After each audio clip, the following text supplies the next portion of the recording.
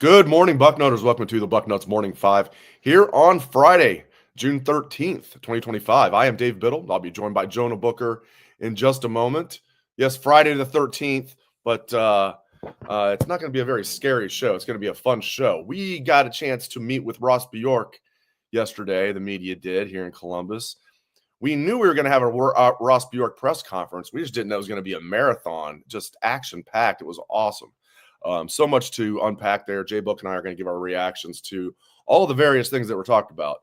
I don't know if we're going to hit on everything since the press conference lasted for a good 75 minutes. I thought maybe it'd be about a half hour, maybe if we were lucky, 45 minutes. Yeah, try an hour and 15 minutes. So good stuff there, and good stuff at Gooder. Great stuff at Gooder. Gooder we can get you guys a good deal. I'll let you guys know about that in a moment. Gooder has stylish sunglasses. They start at just $25 a pair. You get a 1-year warranty. You get 30-day free returns. They're lightweight. They're comfortable. They're 100% polarized. There's no slip. There's no bounce. I play them. I use them when I play tennis. They're designed for everyday wear and active individuals that love to run, hike, bike, play tennis, and more. If you need a new pair of sunglasses, Gooder is giving Bucknuts Morning 5 listeners free shipping. You can go to gooder.com/Bucknuts, use code Bucknuts for free shipping. Gooder offers 30-day money-back guarantee and 100% satisfaction. Again, that's gooder.com/Bucknuts. Use code Bucknuts for free shipping. You guys like your Gooders because they keep coming back. It tells me that you guys are buying the products. I like that. I love doing the show on Fridays with my man, Jay Book. Jonah Booker, how you doing this morning, my friend? I'm doing well. Happy Friday. Happy Friday. Happy Friday the 13th. It seems like, once or twice a year you and I are doing a show on Friday the 13th. We haven't scared away the people quite yet. Man, that was cool yesterday. Did you watch it live? Did you watch it after? I know you're working, but did you watch it live? Did you watch it after the fact, the Ross Bjork presser? I watched it after the fact. So I was doing my chores and everything, and I was like, oh, let me turn this on because I knew because you and I were messaging and you was like, hey, I got to go over there for his press conference, but I had no idea that it was going to be that long. I thought it was going to be, your standard press conference, 20, 25 minutes or something like that. But nah, he stood up there and very informative. It was great. I don't even know where to start. Like, we can start with, this probably wasn't even the most interesting thing, but it definitely was interesting because there was so much interesting stuff. But I was curious how they were going to divvy up the in-house payments that they can now make because of the house settlement. We thought it'd be $21.5 million across however many sports they picked. It's actually $18 million because they've added 91 scholarships, and that counts up to $2.5 million against that cap. So you have $18 million to spread out. I found it interesting that the 4 sports are football, men's basketball, women's basketball, and women's volleyball, and that's it. I get it. I'm just curious to get your take on that. I was actually surprised that women's volleyball was included in that top 4. Fascinating that they didn't think of men's baseball. Obviously, the bulk of it's going to go towards the football program. I thought it was going to be a little bit more. I thought our very own Steve Hellwagon had a great question. Yes. Because Steve, as Steve was asking this question, I can just see the wheels turning in his head. Because our own Steve Hellwagon said he made the point that basically what it would cost to field a championship roster in men's basketball and men's football, and you add that 18 million to the pot. Basically, Ohio State is about $22 million short on what it would cost to field a championship roster in those sports. And he asked Ross Bjork, who was like, hey man, like how confident are you that you're going to be able to get $22 million from outside NIL deals, not just fundraising that money, but those deals will be considered legitimate deals by the NIL goal and will be approved. And I thought it was funny. Ross was like, do we have a whiteboard back behind we can try to break this down? And I thought that was great question from Steve, because that's a valid question. It's like, hey, you guys are only allocating 18 million. In order to field a championship roster, how's the rest of that money going to come about, and will it actually get approved? Will they look at these deals and say, hey, Reichard's car lot wants to pay Caleb Downs $1.5 million.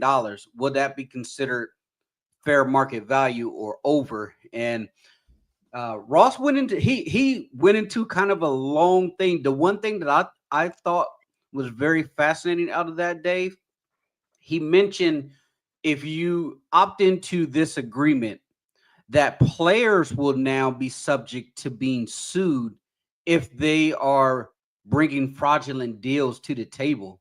I thought that's a whole different thing, because you and I are the mind frame that any of these deals, if you take it to a court, and a court's going to look at this and say you can't determine what someone's fair market value is. If the market is saying this player is worth X, who are you to say that they can't obtain that amount of money? So it sounds to me like there's going to be a lot of legal back and forth when it's all no doubt about it. And I understand what Ross is saying. I mean, he makes a good point. He's like, listen, there is precedent now. He didn't get into the Supreme Court case 4 years ago. I'll get into that in a moment. I've talked about this on the show a little bit this week already. I get what he's saying. A federal judge, and this was not a trial, this was a settlement between the NCAA and the House of Representatives. And this was a settlement, and she agreed to it. There you go. Precedent, bam. Ironclad, right? Well, like you're saying, Jay Book, it sounds good. But I think, I'm no lawyer. I don't even play one on a podcast, but I am pretty convinced if a young man gets an NIL deal shot down and he takes that to court, he will win. And yeah, you have the precedent of this judge agreeing to this settlement. You also have the 2021 NCAA versus Alston case, and the language is crystal clear there. It doesn't talk about NIL, but it doesn't need to, because it says the NCAA cannot restrict athletes profiting in addition to what they make as in their scholarships. That's exactly what rejecting one of those NIL deals would be doing. It'd be restricting the athletes for profiting. Yeah. And I read that over and over again. I did it last night, read that part of the and it was a unanimous decision by the Supreme Court. I read it over and over again. I don't think there's any gray area there. Yeah, I'm with you. I mean, hopefully Ross is right. And like, this will be like, he even said, is it foolproof? No, but it's the best thing that we could come up with, and we're happy with it. But man, I'm with you, man. The first time a kid takes this to court, I think that kid's going to win. Yeah. The one thing, maybe you can help me understand, the one thing that Ross was talking about, he said it depends on when the money or the numbers are going to be counted. Like he's saying, like, all right, when the deal was placed, is it going to be back counted towards X years, or is that going to, if the deal, for example, is done at a certain point, let's hypothetically say July 10th, will that deal be counted for next year's cap, or will it be back counted towards your current cap? That's kind of what I was getting from it, but it was a little confusing because I haven't heard anything about a moving target about when these deals are taking place. At what point would that money be counted? And it's hard to say the cap, Dave. Like, how will they be able to manage a cap? Because as we circle back, Jeremiah Smith, if somebody wants to go to him and look at him and say, hey, you're talking about a future, potentially the number one overall pick, who is to say that his deal should be on the same level as a wide receiver in Clemson, where it's a much smaller market, versus a Columbus Metro, top 15 in America, where there's going to be a lot of business, and you're talking about Ohio State football carries the state. So how if somebody wants to come to Jeremiah Smith and say, I want to give you $8 million, is that counting towards the cap? Or will Ohio, if they say this isn't a fair market value, now Ohio State has to make up the difference? That's kind of what I'm understanding. Like, they'll determine, let's say, hey, that deal's only worth 2, but the business wants to pay on 4. So if Ohio State wants to keep that deal in place, they're going to have to make up that other $2 million, and that other $2 million is going to go against their cap. Like, it's kind of confusing, like on how they're trying to go about it, because I feel like there's so many loose parts that they're still trying to tie down. No doubt about it. And I think the way I've been trying to explain it is, and it's not quite this simple, but I think this is a good way to put it in layman's terms is like, you have the 18 million. We thought it was 20.5, but because of the 91 scholarships they added, I'm assuming those are for the other 32 sports that aren't getting any of this money. They added these scholarship, which is great for those kids that are playing non-revenue sports. Like, you're not making any money for the university. In fact, you're losing money, but you're getting a full ride scholarship to Ohio State. You get to play sports. That's still a great deal for those kids that are going to be like one of my best friends. His daughter is going to be on a full ride soccer scholarship to Ohio State. So I think that's really cool. So you're going to have that $18 million that they're going to be a pay up to those 4 schools or that 4 teams. Obviously with football, let's say football gets 2/3 of it. That's 12 million to football. I'm just throwing that number out there. They are still going to be relying heavily on third parties.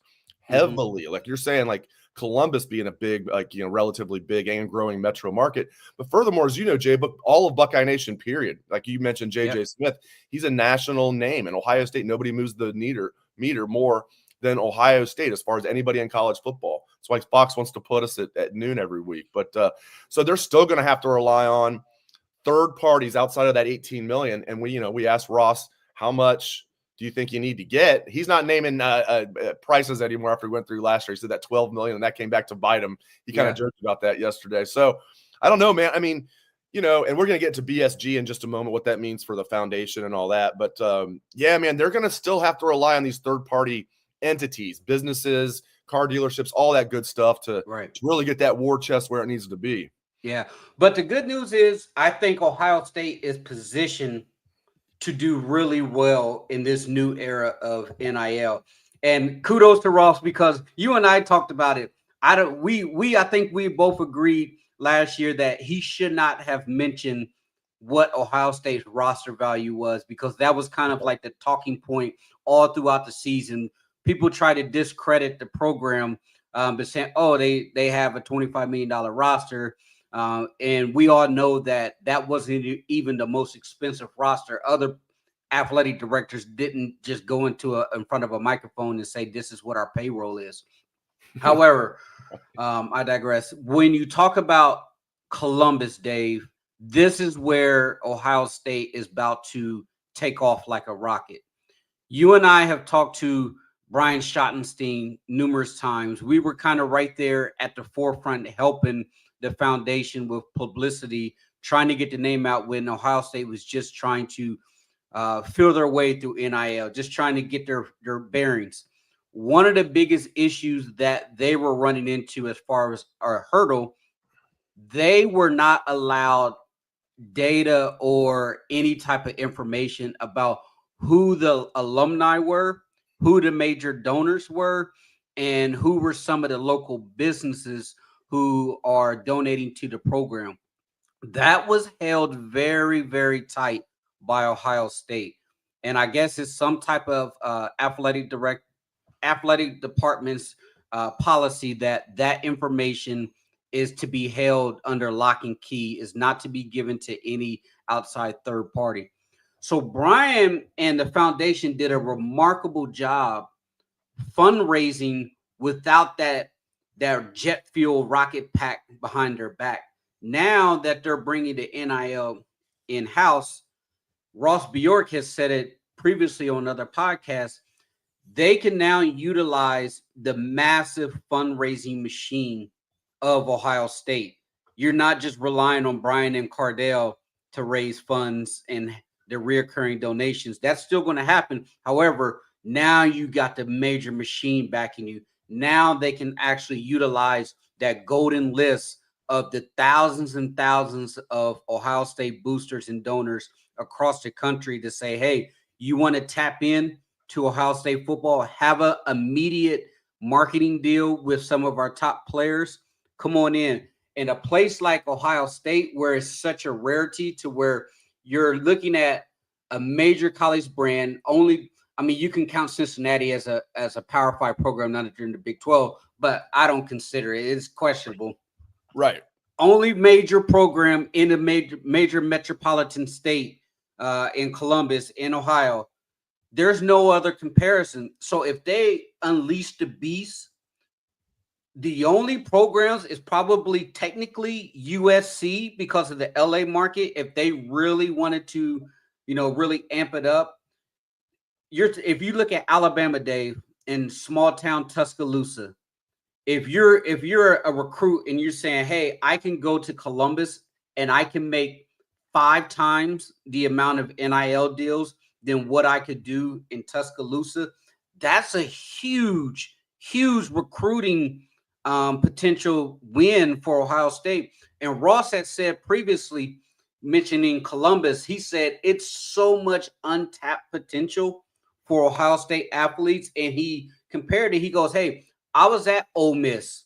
I really enjoyed it. Great people down there, but it's so small in Oxford, Mississippi that there's only so many businesses that you can tap into on a day in and day out basis. Whereas in Columbus, you're talking about thousands. You're talking about the rest of the state, thousands of business. There, I wouldn't be surprised if they have to do a massive, massive hiring spree in the athletic department for simply fundraising to reach out to all of these local businesses and boosters and say, hey, do you want to be a part of that? Because at that point, that's when you start looking at that $22 million shortfall that Steve was asking them about. That's where that money's going to be able to come from. Because if you start utilizing that army of guys in the athletic department who's going to be able to fundraise, Ohio State is positioned no better than any program in the country. Everybody's going to be looking at the Buckeyes setting the tone here. Yeah, you nailed it. I mean, there's very few others that can even play ball in this arena. I mean, USC is one, as you mentioned. Miami, I would throw them in there. Texas first. Yep, absolutely. Texas. All right, J-Book and I are going to get into BSG, Buckeye Sports Group, in just a moment. J-Book already touched on that a little bit. I like it. They're streamlining the process. Everybody pulling in the same direction. I love it. We're going to get into that. You know, how's the foundation going to be involved in this? We're going to get into all that. But I want to let you guys know about Mando. Great deal you can get. They've improved their deal. I love it. Mando is the #1 whole body deodorant in our great country for men, and I highly recommend it. If you've been using the same deodorant for many years like I was, it might be time to try something different and better. That's where Mando comes in. Speaking of our country, it's a made in the USA product. Boom. Started by a doctor. She came up with it. Do you want to try America's #1 whole body deodorant right now? You can find the products at Walmart, Target, Meijer, and other retailers across the country. For the best deals, though, go to shopmando.com. I'm going to give that out a little bit later and the great deal you guys can get. Mando Starter Pack is perfect for new customers. It comes with solid stick deodorant, cream tube deodorant. That's what this is. 2 free products of your choice and free shipping. As a special offer for our listeners, new customers get 20% off site-wide with our exclusive code. Use code Bucknuts at shopmando.com for 20% off site-wide plus free shipping. I love it. 20% off site-wide, anything you want, plus free shipping. shopmando.com. Please support our show and tell them that we sent you. Mando's got you covered with deodorant plus sweat control. Say goodbye to sweat stains and hello to long-lasting freshness. You don't want those sweat stains. Like, even if maybe you don't smell terrible, which you probably do if you have sweat stains, that's a bad look, man. I'll tell you what, you're not catch J-Book looking bad at all ever. My guy was looking good down in Arizona. Boom. Doesn't miss a day in the gym. Love it. Hot here, man. Oh, but I mean, it's starting to get hot. I mean, it was kind of a little chilly this morning. It's starting to get like the 80s here. I can only imagine there. It's hot. Hey, you know, the last time we talked, I was in San Diego Pacific Beach, man, and we probably got like 2 days of actual sunshine because it's June gloom. So it was chilly, man. I was out there with a hoodie on the beach because it would be like 65 degrees and the wind blowing, but I was still going to get out there with a cold one. Come back here, man. It's like 108. I'm just like, whew. I get 2 tails into the weather. I got lucky the week I came out there. As you were telling me, you're like, it's usually not like this hot out here. Like that. I got out there, it was almost like too hot. It was the last week of February, and it was like 80 in the 80s all week. And then the next week, it was like that dropped down into the 60s in your neck of the woods. So I got there a good week. It was my only time in my life I was at an outdoor pool in February. So that was cool. All right. So BSG, Buckeye Sports Group. For those who don't know, this is the new NIL. It's all inclusive. That's how I'll put it. So like now the Foundation, Learfield, 1870 Society, it's all streamlined into one group, BSG. And I love it. And Brian Shottenstein, and we're gonna have Brian on the show sometime later this month. I'm not exactly sure when. We were gonna try and have him on today. We just couldn't like make it work with all of our schedules. Maybe next week, maybe the following week, we're gonna have Brian on. But Brian, as Ross Bjork said himself, is still going to be involved. They need their expertise. They need their context, as Ross said. So is the foundation going to exist as we have known it? No, but those guys are still going to be heavily involved with what they do, doing great things that Brian and his staff does. So, man, I like it. Like I said, Jay Buck, I thought all of Buckeye Nation pull in the same direction. That's what I like to see. It's beautiful. And, kudos to the foundation, Dave, because you can look back at what transpired this past year as far as the national championship run. And an important element of that was being able to have the war chest to retain a lot of those guys who would any other year probably would have been NFL bound. And you look at what the foundation was able to do from the start. I mean, Dave, you remember we had Twitter spaces with Brian and those guys, and they were just like trying to like get the name out, get people to like do reoccurring donations. We went from them doing Twitter spaces to where those guys were just absolute machine towards the end there. One of the best NIL collectors in all of college football. So bringing those guys in is very, very smart by Ross. It's like, hey, let's join forces here. We need you guys to be able to help guide us through this minefield because you guys have already done it. You guys have raised, $20 plus million on your own. Let's see what we can do if we all are rowing in the right direction. And I talked to Brian on the phone earlier this week, and I told him, hey, job well done. He goes, man, he's like, you don't understand how nice it's going to be to where I can just actually take a step back and focus on other things. Cause he's like, this no longer has to kind of be a full-time job for me. Cause he has also other things with the family business and stuff that he has obligations to, but the foundation was almost like a full-time fundraising job for him. So now he gets to take a step back. He's going to be on the board. So this group, the one thing I thought was great too, a lot of people mentioned Title IX in that press conference, Dave. And I thought it was great that Ross Bjork said they have a lot of people who are going to be able to help them with the Title IX and making sure that the women's voice are being heard within the athletic program. Obviously, football is going to rule the day, but you still have to take into account some of those other women's sports.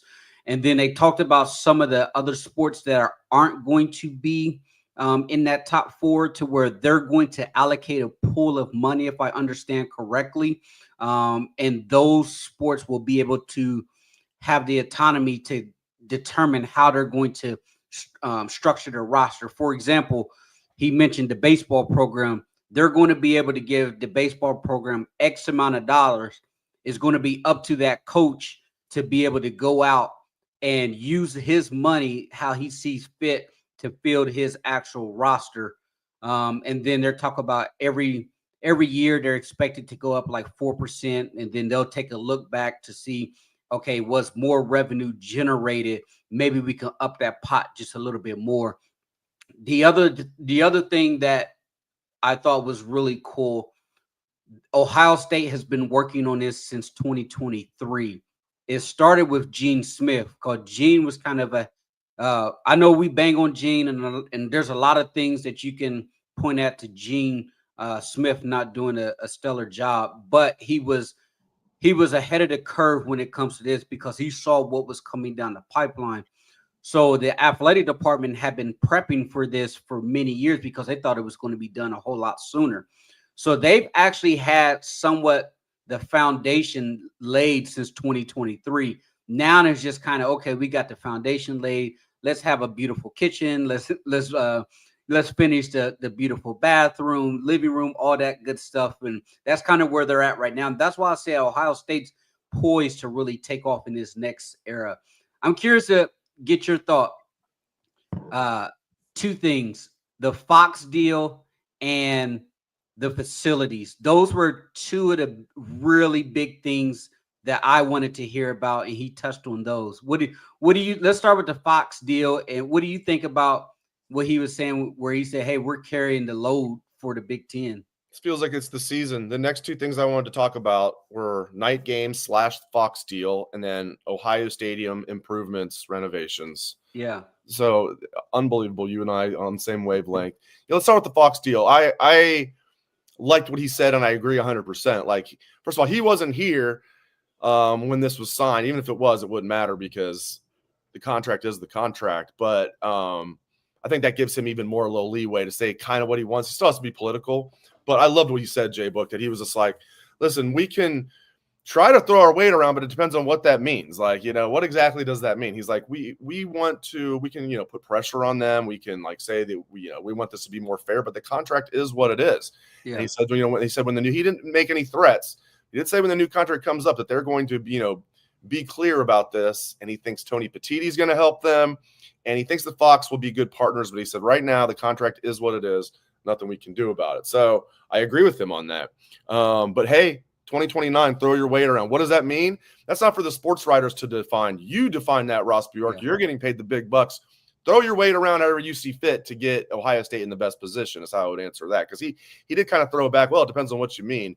My friend Dan Hope asked the question. It was a good question. And Ross wasn't trying to be a jerk. He's not. Yeah. He's great with the media. I really like Ross. I think he's kind of perfect for this new age. And then Ohio Stadium improvements, for those that didn't hear what he said, it's basically going to be incremental. They're not going to have a big renovation like we had turn of the century, where they had 2 big years where they did a bunch of renovations and then that was it. It's going to be incremental.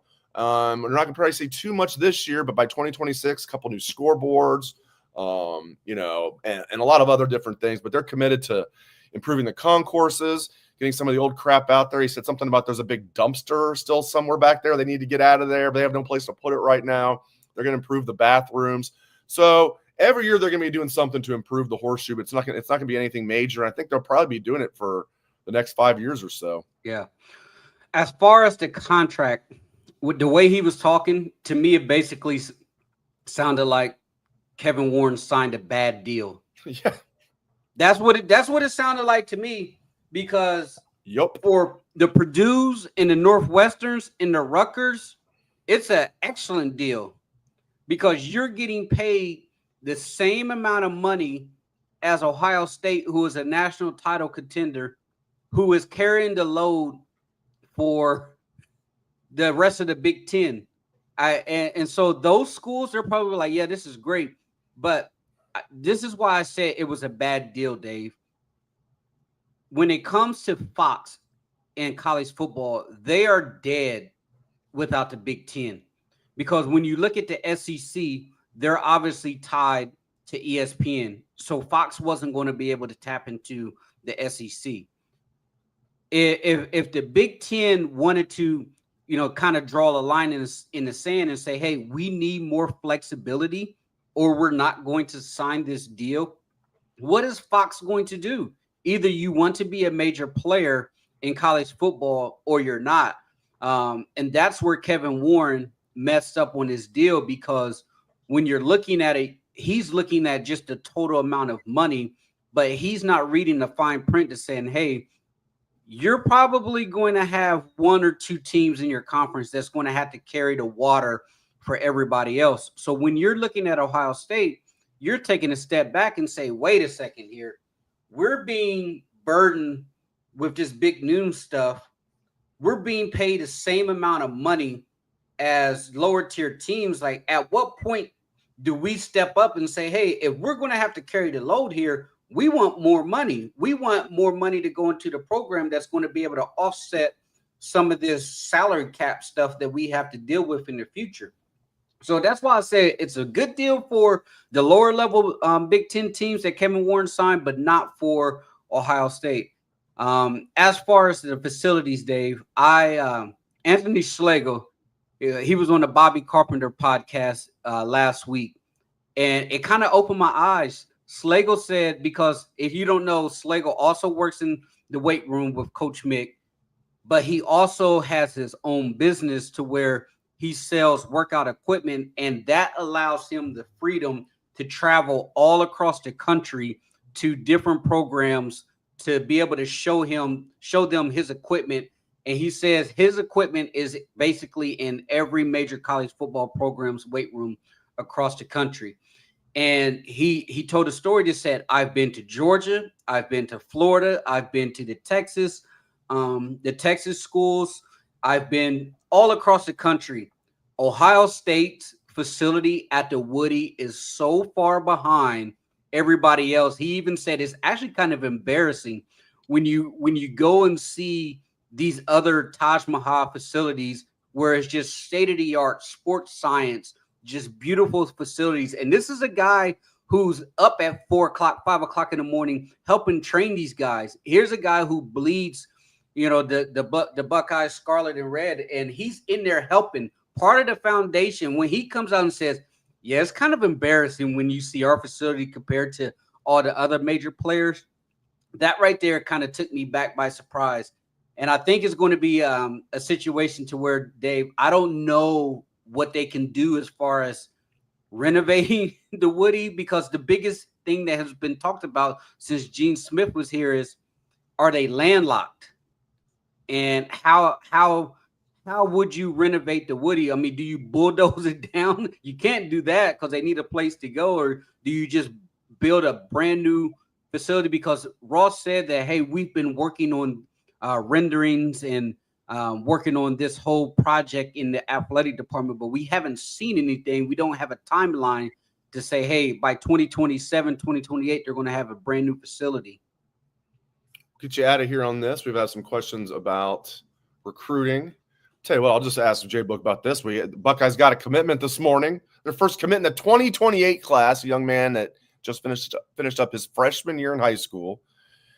Elijah Hall, running back out of Tampa. He must be a speedster. 5'9", 175 pounds. Lachlan must love him. 5'9", 175. Running back Elijah Hall becomes the first commitment for the Buckeyes in the 2028 class. We have Brian on Facebook saying, can you ask J-Book about our recruiting? I think we're about to go on a run. Somebody else wanted me to ask you about some silent commits that might be out there. Yeah. The floor is yours, JB. Yeah. I mean, it's a 2028 kid, Dave. So, hey, enjoy the boom, but don't hold your breath. I mean, especially when you're dealing with a Florida kid, because people who follow recruiting before, when it comes to a Florida kid, get ready for the roller coaster ride. That just means that a lot of teams are going to be coming after this kid. As far as this current class, I think you could probably see a situation where Sincere Johnson, linebacker out of Glenville, could be making a decision this weekend. I wouldn't be surprised if we hear that boom. There's been some smokes that he may be a silent commit. PJ Dean is another one who's going to be on campus. Ohio State has 16 official visitors on campus this weekend. So it is a huge recruiting weekend. Those two, Sincere Johnson, PJ Dean, those are two guys that I'm looking at. Sounds like PJ Dean wants to stay. He wants to be on the defensive line, because there was some talk. Should he be on the offensive side? Should he be on the defensive side? On the defensive side, it looks like he wants to be on the defensive line. Drew Ewers, the defensive lineman, he could be another prospect that we're talking about that could make a decision here shortly. There were some people that thought that he may have pulled the trigger already, but we haven't seen anything. But I think you're going to get a couple here. This June, next week, Dave, is the big one. That's when you get Womack, the 5-star safety out of Mississippi, coming up for a visit with the 5-star linebacker Atkinson out of Georgia. He's going to be on campus next week. So you're going to see a lot of commitments all across the country within the next 4 weeks, Dave. And here's the reason why. There's been a lot of talk out there right now that kids are being paid $20,000 to $25,000 a month to stay committed to their programs. So if you're a kid and you're not going to sign until December, you're wanting to get that commitment done as soon as possible to start collecting that money. So, hey, if I'm committing in July 1st, I'm getting five months before signing day of checks of $20,000 to $25,000 if you're a top 100 prospects. Now, obviously, it goes down more, but that's why you're seeing a lot of kids starting to cancel visits who are committed prospects, because coaches are locking them in and say, hey, if we're going to pay you this money, I don't want you taking these other visits. And the other thing that Kirby Smart had mentioned with paying these kids who are committed, they want to put in some type of clause like, hey, okay, we'll pay you. However, if we're going to pay you and you flip, we're going to recoup that money back. So either you're going to have to pay us back, or that other school is going to have to refund us the money. So that's kind of where it's been transitioning, Dave. It's crazy out there right now. I mean, can you imagine you're a 17-year-old kid and you're just getting $25,000 deposited into your bank account every month? That'd be nice. Where'd I go wrong as a father? Geez. No, great stuff from Jonah Booker, as usual. I really appreciate it, JB. I'll be off next week, so I'll talk to you in 2 weeks. Dan Rubin will have you guys covered next week, but thank you. Appreciate it, JB. Yeah. Hey, happy Father's Day weekend to you. Yeah, happy Father's Day weekend to you too, sir. And all you guys in here listening, fathers out there, happy Father's Day to you. And we always appreciate you joining us on the Friday show. That's right. Thanks again. He is J Book. Appreciate it, my friend. All right, I'm going to do one more ad read, then I'm going to answer. Do you have a question that I want to get into? Well, okay. Looks like they're working on my yard right now. I don't think they were supposed to do that quite yet. We'll take it though, man. Hey. Okay. Let me let you guys know about Factor. Now, the number one thing I like to talk about with Factor, which I haven't told the story in a while, but I've told it a lot, is my buddy at the radio station I work at that I moonlight for, who would always make these old school frozen microwave meals. Takes like 3 minutes or more. Frozen. Stinks up the place. More than 3 minutes. It stinks up the place. Not very good. I'm like, you got to try Factor. It's never frozen. It's fresh. It's high quality. You like eating healthy. They've got all kinds of healthy options. And I can get you 50% off. And now he loves Factor. So he's still eating meals from the microwave, but much higher quality, better, not frozen, tastes great. And we can get you guys a great deal. So here's the thing, especially summertime, you don't want to be inside cleaning up and wasting all your time when the weather's nice, like the weather's nice here in Columbus today. You don't want to waste your summer in there prepping and cleaning up and all that stuff. Factor does everything for you, and you guys will definitely like it. Get started at factormeals.com/bucknuts50 off. Use code bucknuts50 off to get 50% off your first box plus free shipping. That's pretty darn good. Half off plus free shipping. Awesome. That's code bucknuts50 off at factormeals.com/bucknuts50 off for 50% off plus free shipping. Factormeals.com/bucknuts50 off. All right. There's a question we want to get to from my guy, Buck Rational. So I don't think this was really, for those that paid attention to this, I don't think that, I think this was kind of misconstrued yesterday. Where are we at here? There's my guy. Yeah, Jerry Emig, who does a great job as Ohio State Sports Information Director, they announced that he will be retiring. But that's effective March of next year. So Jerry will go through one more full football season, including all the way through the national championship. So, we'll get Jerry, send off Jerry with 2 straight natties. But love Jerry. Jerry's a good man. Loves the Buckeyes. He's a great man. Great man. Loves the Buckeyes. It's a hard job what he does. We have the largest beat in American sports. I'm not joking. New York Yankees, LA Lakers, you name it. Dallas Cowboys. Ohio State Buckeyes has the largest beat in the country. When people who've not been there before, who cover a major team or a major league, just let's say there's a national NFL reporter shows up on a Tuesday for a Ryan Day press conference. They'll be like, is something going on today? It's like, no, it's just a regular Tuesday. Like, they're flummoxed about like how big our beat is. When you consider like everybody who does like digital, like the stuff that we do, and the newspapers and the TV stations and everybody else, student media, the Lantern sends multiple guys there.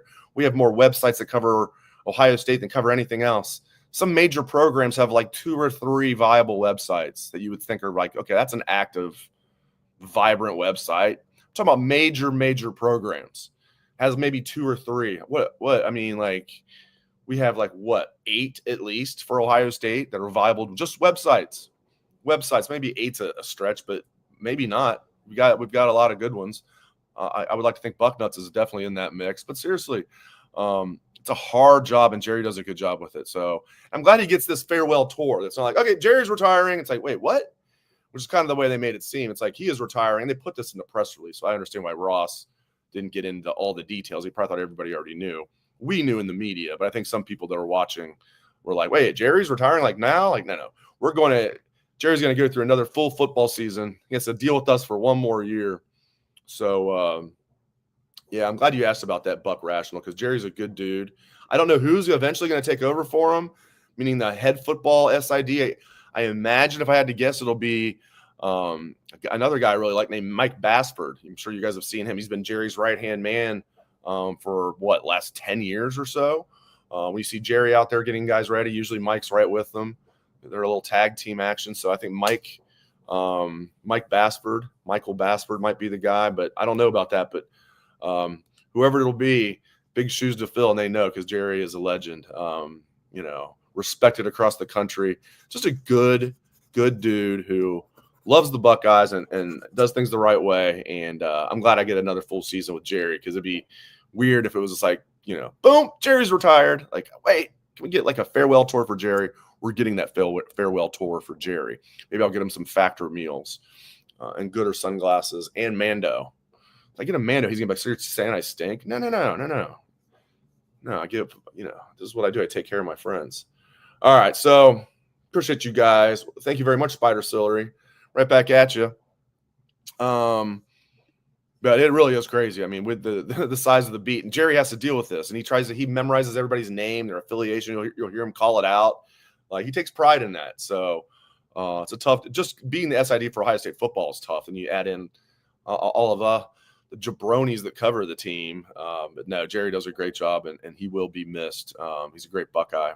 Originally from Minnesota, graduated from Murray State, also graduated from Ohio State, though. Got his master's from Ohio State. So his most recent degree is that from the Ohio State University. So he's an OSU alumnus, and his Murray State Racers are in the College World Series, which is pretty cool. Like, you have a little Murray State playing in the 18 College World Series. Pretty cool stuff. All right.